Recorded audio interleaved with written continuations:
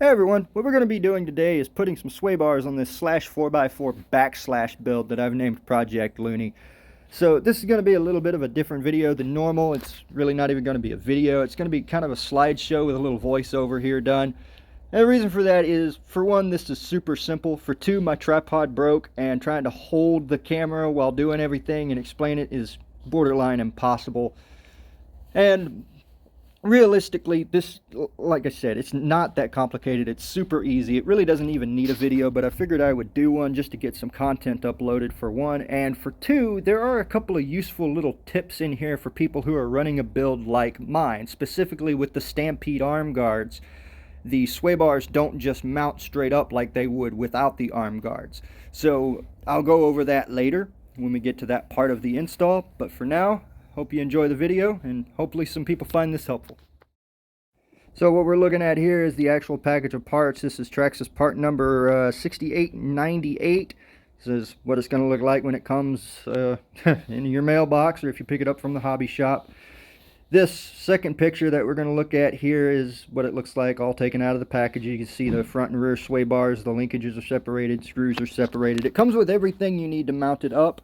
There is one little thing for the rear sway bar. If you are running a backslash build, you're going to need. We'll get into that when it comes up.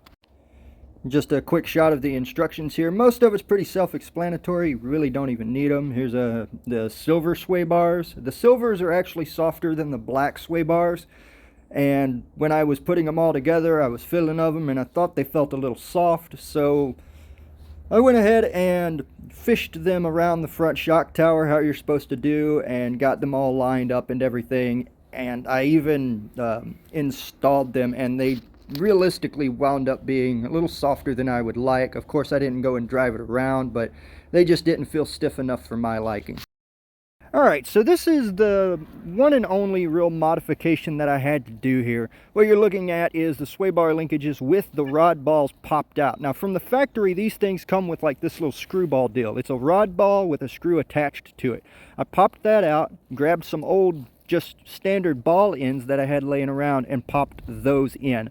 The reason for this is because I'm using the Stampede arm guards. Now if you're not using the arm guards, you in no way have to do this, but the reason I did it is because I'm using the arm guards. And you can see here where I took the old screw and spacer out from between the arm guard and A-arm, and now we're just going to put that rod ball and rod in for that linkage where that spacer went, and run the screw back through it. This is just so I can have another screw supporting that RPM arm guard. Alright, so what you're seeing here is actually attaching the sway bar to the front of the Traxxas chassis. If you look where this picture is, you can see these little grooves in the front of the chassis. The sway bar sits down in that, and then you use some little the little flathead screws that are supplied with this kit, at least with the Traxxas kit. Some sway bar kits don't come with it, but this actually goes into the screw holes, and this is what holds the sway bar to the chassis. Now, one little bit of advice on this: you do not have to torque these down. As a matter of fact, it's better if you don't. You want them down just tight enough to keep your sway bar from rattling around, but not so tight that they cause a bind. You don't want the sway bar and the screw rubbing and wearing against one another and things like that. You don't have to torque it down. Just get it tight enough to hold it in place, and then just back it off a little bit. You know, like I said, you don't want it rattling around, but you don't want it so tight that it can't move. So here you see how it's all set up after it's been finished. You see the little flathead screws holding it down, and that's all there is to mounting it to the chassis. Super simple. Alright, so pay attention, this part is important. What you're seeing here is part of the rear bumper for the slash 4x4. You are gonna need this to mount your sway bar, so if you don't have one, buy one.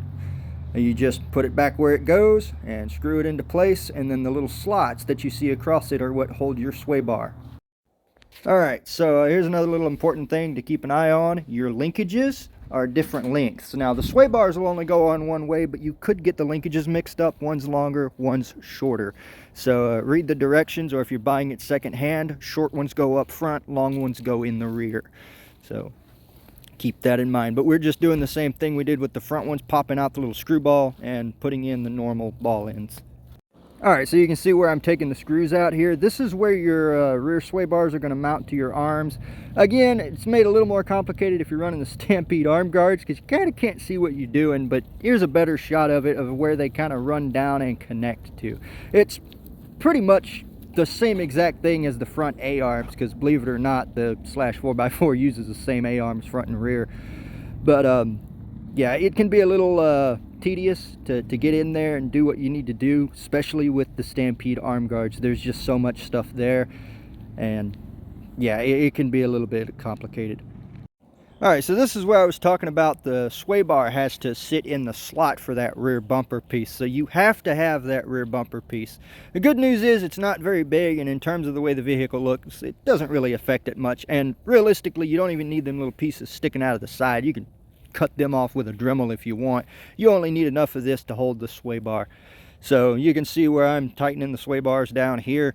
Again, don't over tighten it. You don't have to torque these things all the way down, just enough to hold that sway bar in place and keep it from rattling around. You know, again, just like with the front, you want it tight enough to hold it, but you don't want it so tight that it can't move through the suspension travel.